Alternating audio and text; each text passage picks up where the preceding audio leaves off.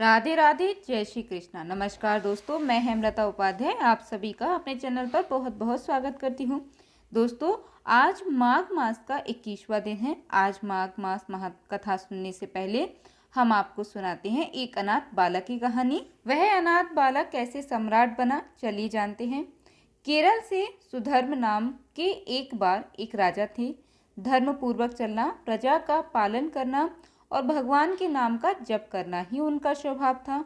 उनके यहाँ पर चंद्रहास जी ने जन्म लिया और जन्म लेते ही वह कृष्ण नाम उच्चारण करने लगे। चंद्रहास जी के जन्म की खुशी में अब पूरे राज्य में आनंद उत्सव मनाया जाने लगा। शत्रु पक्ष के राजाओं ने मिलकर निश्चय किया कि यह आक्रमण करने के लिए सही अवसर है, क्योंकि सुदाई आक्रमण करके तब राज्य को घेर लिया। सुदाई आ गए। इसके बाद राजमहल को भी घेर लिया गया ताकि कोई भी बच के ना जा सके। राजमाता ने दाई माँ को चंद्रहास जी की जान बचाने को कहा। दाई माँ ने सोचा कि अगर वह उन्हें राजकुमार की तरह लेकर जाती है तो उन्हें मार दिया जाएगा। दाई माँ ने झाड़ू पोंछ लगाने वाली सेविका का रूप बनाया और कुछ दोने पत्तलों के नीचे चंद्रहास जी को छुपाकर बाहर निकली।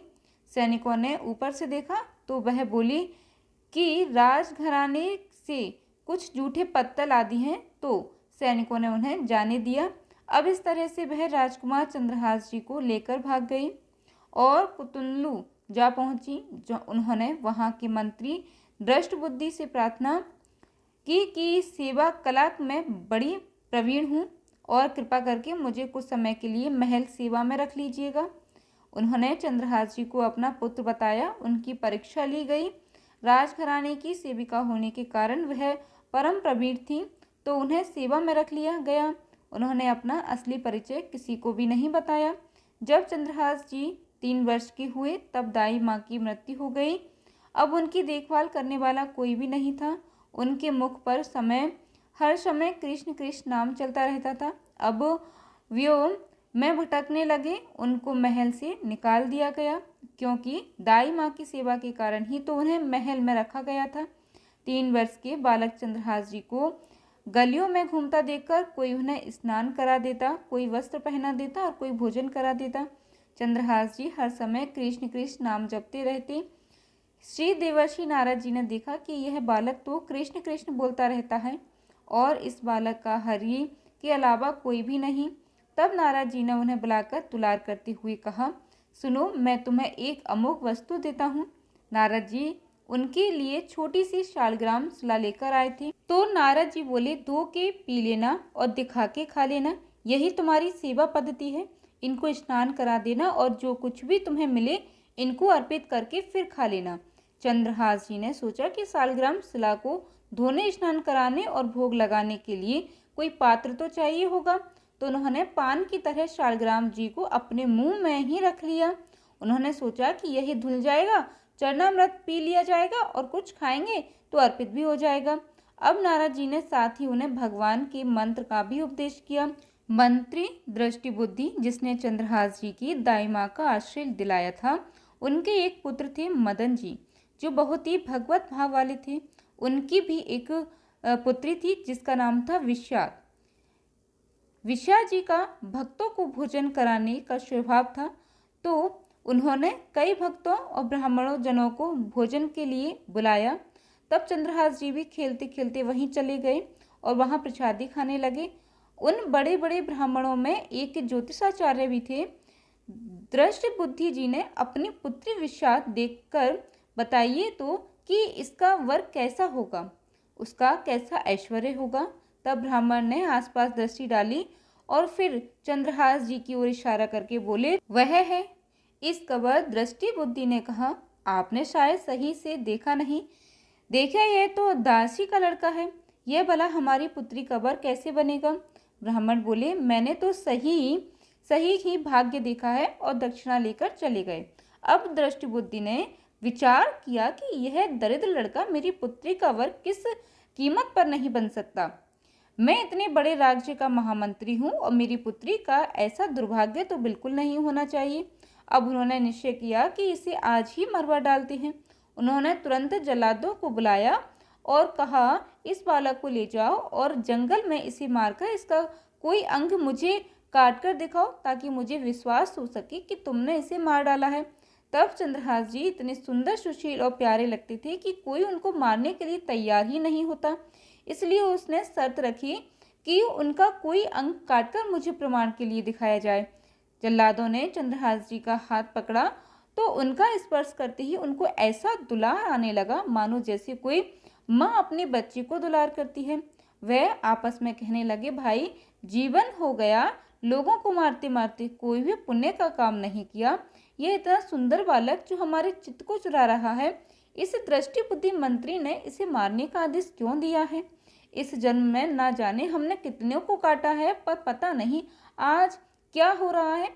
मेरे हृदय में ऐसी हिम्मत ही नहीं हो रही है कि मैं इस बालक को मार सकूं। दूसरे ने कहा, अगर तुम उसको नहीं मारोगे तो तुम मारे जाओगे। कुछ ना कुछ तो हमें करना ही पड़ेगा। अब जल्लाद चंद्रहास जी को एकांत जंगल में ले गए और कहा, क्या तुम जानते हो कि हम तुम्हें यहाँ किस लिए लाए हैं? चंद्रहास जी 5 वर्ष की आयु थी। बोले, मुझे नहीं पता कि आप मुझे यहाँ क्यों लाए हैं। तब उन्होंने उत्तर दिया, हम जल्लाद हैं और दृष्ट बुद्धि ने तुम्हें मारने का हुक्म दिया है, इसलिए हम तुम्हें मारना तो पड़ेगा ही। अब जो तुम्हें चाहिए बोलो, पर हमारी इच्छा न होते हुए भी हमें तुम्हें मारना ही पड़ेगा। चंद्रहास जी बोले, मुझे तो कुछ नहीं चाहिए, बस थोड़ा सा समय चाहिए। मुझे मृत्यु का कोई भय नहीं है। यदि आप मारना ही चाहते हैं तो मेरी नित्य की पूजा है, मैं वह कर लूँ, उसके बाद आप मुझे मार देना। उन्होंने कहा, हाँ, हम तुम्हें समय देते हैं, तुम किसी को पुकार भी सकती हो, तुम जो कुछ करना चाहो कर सकती हो। चंद्रहास जी ने कहा, मैं भला किसको पुकारूं? मैं तो अनाथ हूँ और श्री कृष्ण के अलावा मेरा कोई भी नहीं है। मेरा तो एकमात्र आश्रय वही प्रभु हैं। ऐसा कहते हुए चंद्रहास जी ने आंसू बहाते हुए शालिग्राम जी को अपने मुख से निकाला और बोले, प्रभु, मुझे तो कोई ज्ञान नहीं है कि आपकी सेवा कैसे की जाती है। मैं तो अपने मुख में आपको रखता हूँ। अब आज मेरे जीवन का अंत होने जा रहा है। बस मैं यही प्रार्थना करता हूँ कि मैं आपके ही समीप पहुँचकर आपका स्मरण किया करूँ, आपसे कभी विलग ना हो पाऊँ। ऐसा कहकर चंद्रहास जी ने जल्लादों की तरफ देखा और इशारा किया कि अब मुझे मार दो। अब एक जल्लाद उनका भाव देखकर बैठ गया और दूसरे से बोला, भाई, भले तुम या दृष्टि बुद्धि मुझे मार, लेकिन मैं इस बालक को नहीं मार पाऊंगा, मुझ में हिम्मत नहीं है। दूसरे जल्लाद ने भी सहमति देते हुए कहा, इस बालक में कुछ विशेषता तो है। इसके पैरों में देखो, बाएं पैर में एक छठी उंगली है। हम इसको ही काट कर ले जाते हैं और इसे प्रमाण भी सत्य हो जाएगा कि हमने इसे मार दिया है। इसके बाद भला कौन इस बालक को ढूंढेगा? यूं ही इसे जंगल में ही छोड़ देते हैं। जल्लादों ने ऐसा ही किया और जाकर दृष्ट बुद्धि को वह कटी हुई उंगली दिखा दी कि बालक का वध करके आए हैं। जंगल में चंद्रहास जी की उंगली काटी गई थी, वहां उससे रक्त प्रभावित हो रहा था। हे कृष्ण, हे जगन्नाथ, हे वासुदेव, हे जनार्दन, ऐसे नाम उच्चारण करते हुए बालक चंद्रहास जी मूर्छित होने लगे। उनकी करुण पुकार सुनकर मृग, शावक और सब पंक्षी आदि ने आकर चंद्रहास जी को घेर लिया और वह बीच में कृष्ण, गोविंद, दामोदर, माधव ऐसे उच्चारण करते रहे। कुंतलू के ही अधीन एक चंदनपुर नामक की राज नगरी थी। वहां के राजा को पुत्र प्राप्त नहीं हो रहा था। चंदनपुर के राजा कुंतलू को कर दिया करते थे और उस दिन वह कर देने कुंतलू ही जा रहे थे। उन्होंने जब जंगल में बहुत से मृग और पक्षियों को एक जगह को घेरे हुए देखा तो वे रुक गए।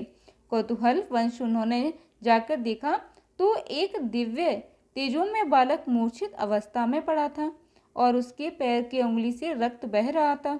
उन्होंने झट से चंद्रहास जी को गोद में उठाया और आनंदित हो गए कि मेरा दान पुण्य सफल हुआ, जो मुझे ऐसा सुंदर बालक मिला। अब वे राजा चंद्रहास जी को लेकर घर आए और हृदय में भगवान का बार बार कृपा प्रसाद मानते रहे कि भगवान ने मुझे पुत्र दिया। उन्होंने जब चंद्रहास जी से पूछा कि बेटा बताओ, तुम्हारे माता पिता कौन है, तो उन्होंने उत्तर दिया, श्री कृष्ण, उनके अलावा मेरा कोई नहीं है। अब राजा समझ गए कि भगवान की ही कृपा है, कृपा करके मुझे ऐसा महाभागवत पुत्र दिया है। अब तो राज्य में बड़ा उत्सव मनाया गया। राज सिंहासन का अग्रिम अधिकारी युवराज पदचंद्रहास जी को दिया गया। पूरे राज्य में आनंद की वर्षा होने लगी। तब राजा ने विचार किया कि ऐसा प्रतापी भक्त हमारे यहाँ आया है तो अब हमें किसी को कर देने की आवश्यकता भी नहीं पड़ेगी। जब लगातार 3 बार कर वहाँ नहीं पहुँचा तो सम्राट ने मंत्री को इस समस्या को सुलझाने का आदेश दिया। उन्होंने कहा कि जाकर पता लगाओ कि 3 बार से क्यों नहीं भेजा गया जा रहा था। अब मंत्री चंदनपुर राज्य में पहुंच गया। वहां चंद्रहास जी का ऐसा प्रभाव देखा कि सब कृष्ण भजन करते और आनंद में मग्न रहते। दृष्टबुद्धि ने उन्हें पहचाना और सोचा कि यह तो वही बालक है, और फिर विचार किया कि यह तो बहुत अनिष्ट हो गया। हमने तो उसे मारना निश्चित किया था और जल्लादों ने इसको छोड़ दिया। अब तो यह राजा का राजकुमार बन गया है। उन्होंने राजा से कहा, पहली बात, इस बालक को युवराज पद पर बिठाने से पहले तुम्हें सम्राट को सूचना देनी चाहिए थी, और दूसरी बात, अभी तक तुमने कर नहीं दिया। सम्राट चाहे तो एक क्षण में तुम्हारे राज्य को नष्ट कर दिया जाएगा। अब चंदनपुर के राजा ने हाथ जोड़कर कहा, महाराज, केवल आप ही हमारी रक्षा आप कर सकते हैं। मंत्री के मन में कि किसी भी तरह चंद्रहास जी को मारना पड़ेगा, क्योंकि ब्राह्मण ने बताया था कि वे ही उनकी पुत्री के वर होंगे। मंत्री ने कहा, यद्यपि आप चंद्रहास जी को सम्राट के पास भेजे देते हैं तो वे निश्चित ही प्रसन्न हो जाएंगे और आपके इस अपराध को क्षमा भी कर देंगे। राजा ने यह बात स्वीकार कर ली। मंत्री दृष्टिबुद्धि ने एक चिट्ठी लिखी और चंद्रहास जी को इसे खोलकर पढ़ लेना। वहां पहुंचते ही यह मेरे पुत्र मदन को देना, वह सम्राट से मिलने, माफी मांगने आदि सब काम में तुम्हारी सहायता करेगा, लेकिन यह चिट्ठी तुम रास्ते में खोलकर बिल्कुल भी मत देखना। चंद्रहास जी ने उस चिट्ठी को अपनी पगड़ी में बांध लिया और कुतुल्लू के लिए चल पड़े। अब उनका किशोर अवस्था में प्रवेश हो चुका था। कुंतलू के बाहर ही एक बगीचा था। चंद्रहास जी ने अपना घोड़ा वृक्ष के साथ बांध दिया और भगवत स्मरण करते हुए वहीं लेट गए। थोड़ी देर बाद उन्हें नींद आ गई।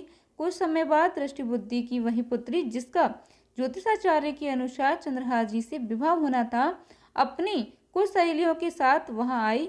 घोड़ा देखकर उन्हें ज्ञात हुआ कि कोई यात्री भूल से राजवाटिका में आ गया है और उनकी नजर सो रहे चंद्रहास जी पर पड़ी। देखते ही पूर्व विधान के अनुसार उनका तो चित्त लुट गया कि यह कौन इतना सुंदर व नव किशोर अवस्था का युवक है। उसे चंद्रहास जी की पगड़ी में चिट्ठी भी दिखाई देती है, तो उसने चुपचाप वह चिट्ठी उठा ली और उसमें संस्कृत में मंत्री के पुत्र मदन के लिए संदेश लिखा था कि हे मदन, उचित अनुचित का विचार छोड़कर आते ही इस युवक का विष प्रदान कर दो, यह मेरा प्रिय कार्य होगा।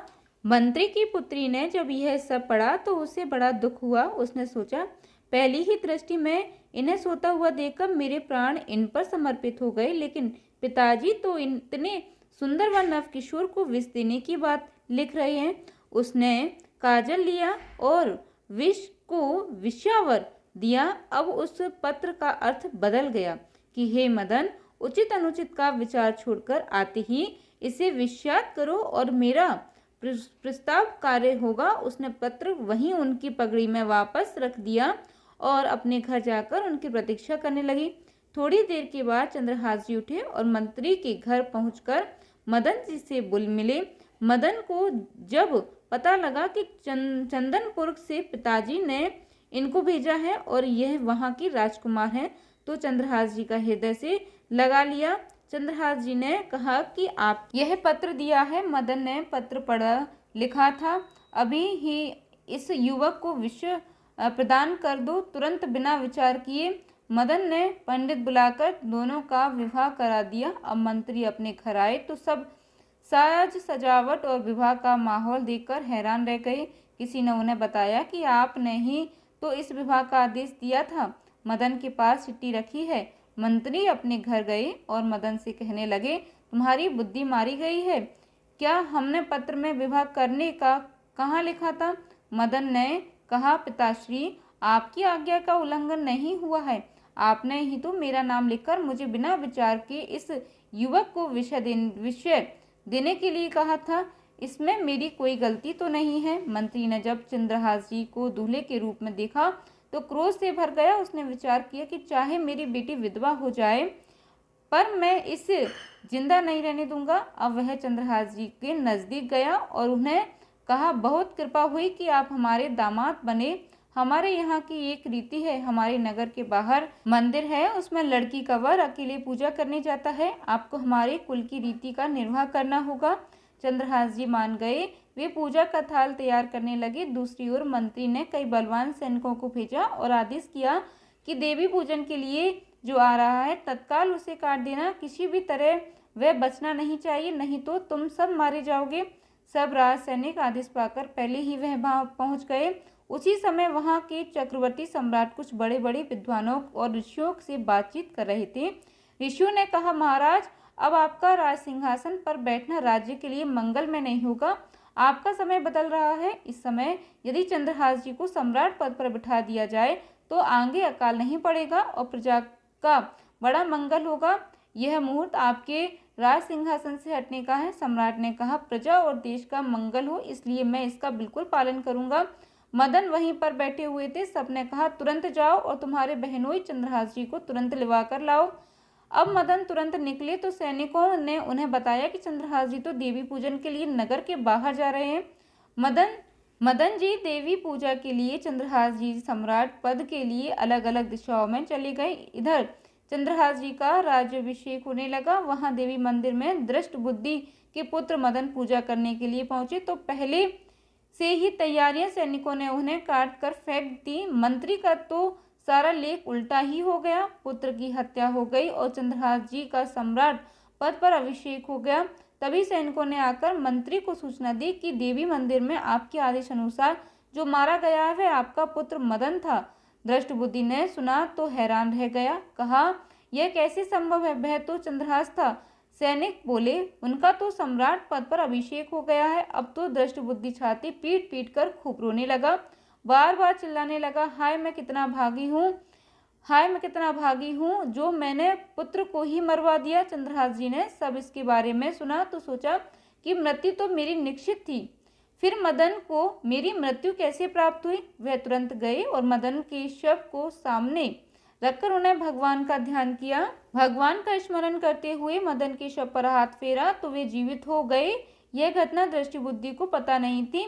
तब तक उन्होंने अपनी खोपड़ी फोड़कर अपनी हत्या स्वयं कर ली। चंद्रहास जी ने उन्हें भी उनका जीवन वापस दिलाया और कहा, पिताजी अब तो कृष्ण कृष्ण जपो। अब उनकी बुद्धि शुद्ध हुई और भगवान का आश्रय लेकर उन्हें भी अपने जीवन को भगवत भक्ति में लगा लिया।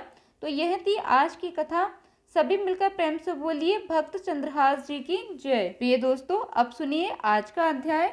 लोमस जी कहने लगे कि पूर्व काल में अवंती देश के वीरसेन नाम का राजा था। उसने नर्मदा के किनारे राजस्व यज्ञ किया और यशमेध यज्ञ भी किए, जिनके खंभे सोने के बनाए गए। ब्राह्मणों को अन्न का बहुत सा दान किया और बहुत सी गाय, सुंदर वस्त्र और सोने के आभूषण दान दिए। वह देवताओं का भक्त और दान करने वाला था। भद्रक नाम का एक ब्राह्मण, जो अत्यंत मूर्ख, कुलहीन और कृषि कार्य करने वाला, दुराचारी तथा अधर्मी था, वह भाई बंधुओं का त्याग हुआ इधर उधर घूमता हुआ देव यात्रियों के साथ प्रयाग में आया और माघ में उनके साथ 3 दिन तक स्नान किया। वह 3 दिन में ही निष्पाप हो गया। फिर वह अपने घर चला गया। वह ब्राह्मण और राजा दोनों एक ही दिन मृत्यु को प्राप्त हुए। मैंने इन दोनों को बराबर इंद्रलोक में देखा। तेज, रूप, बल, स्त्री, वस्त्र और आभूषणों में दोनों समान थे। ऐसा देखकर उसके महात्म्य को क्या कहा जाए। राजस्व यज्ञ करने वाला स्वर्ग का सुख भोग कर फिर भी जन्म लेता है, परंतु संगम में स्नान करने वाला जन्म मरण से रहित हो जाता है। गंगा और यमुना के संगम की हवा के स्पर्श से ही बहुत से दुख नष्ट हो जाते हैं। अधिक क्या कहें, और किसी भी तीर्थ में किए गए पाप माघ मास के प्रयाग में स्नान करने से नष्ट हो जाते हैं। मैं पिशाच मोचन नामक का एक पुराना इतिहास सुनाता हूँ। इस इतिहास को यह कन्याएं और तुम्हारा पुत्र भी सुने, उससे इनको स्मृति प्राप्त होगी। पुराने समय में देवदूति नाम का एक बड़ा गंभीर और वेदों का पारंगत एक वैष्णव ब्राह्मण था। उसने पिशाच को निर्मुक्त किया था। वेद निधि कहने लगे कि वह कहाँ का रहने वाला किसका पुत्र किस पिशाच को उसने निर्मुक्त किया। आप विस्तार पूर्वक यह सब कथा सुनाइए। लोमस ऋषि ने कहा, कृपज्ञ से निकली हुई सुंदर सरस्वती के किनारे पर उसका स्थान था। जंगल के बीच में पुण्य जल वाली सरस्वती बहती थी। वन में अनेक प्रकार के पशु भी विचरते थे। उस ब्राह्मण के श्राप के भय से पवन भी बहुत सुंदर चलती थी और वन चित्र रथ के समान था। उस जगह धर्मात्मा देवदूती रहता था। उसके पिता का नाम सुमित्र था और वह लक्ष्मी के वरदान से उत्पन्न हुआ था।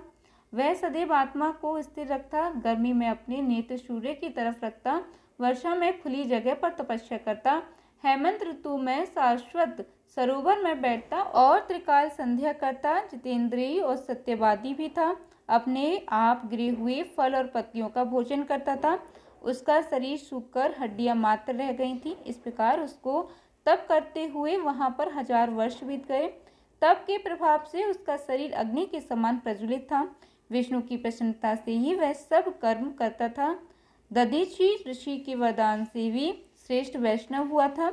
एक समय उस ब्राह्मण ने वैशाख महीने की एकादशी को हरि की पूजा कर उनकी सुंदर स्तुति तथा विनती करी। उसकी विनती सुनकर भगवान उसी समय गरुड़ पर चढ़कर उसके पास आए। चतुर्भुज विशाल नेत्र मेघ जैसा स्वरूप भगवान को स्पष्ट देखकर प्रसन्नता के मारे उसकी आंखों में आंसू भर आए और कृत्य कृत्य होकर उसने भगवान को प्रणाम किया। उसने अपने शरीर को भी याद न रखा और भगवान के ध्यान में लीन हो गया। तब भगवान ने कहा कि हे देवदूती, मैं जानता हूँ कि तुम मेरे परम भक्त हो। मैं तुमसे अति प्रसन्न हूँ। तुम वर मांगो। इस प्रकार भगवान के वचन सुनकर प्रेम के मारे लड़खड़ाती हुई वाणी में कहने लगा कि हे देवादिदेव, अपनी माया से शरीर धारण करने वाले आपका दर्शन देवताओं के लिए भी दुर्लभ है। अब आपका दर्शन भी हो गया, मुझको और क्या चाहिए। मैं सदैव आपकी भक्ति में लगा रहूं। भगवान उसके वचन सुनकर कहने लगे कि ऐसा ही होगा। तुम्हारे तप में कोई बाधा नहीं पड़ेगी। जो मनुष्य तुम्हारे कहे गए स्तोत्र को पढ़ेगा उसकी मुझ में अचल भक्ति होगी। उसके धर्म कार्य सांगोपांग होंगे और उसकी ज्ञान में परम निष्ठा होगी। प्रिय दोस्तों, आज की कथा में बस इतना ही। आगे की कथा हम अगले अध्याय में सुनेंगे। धन्यवाद दोस्तों। जय माता दी।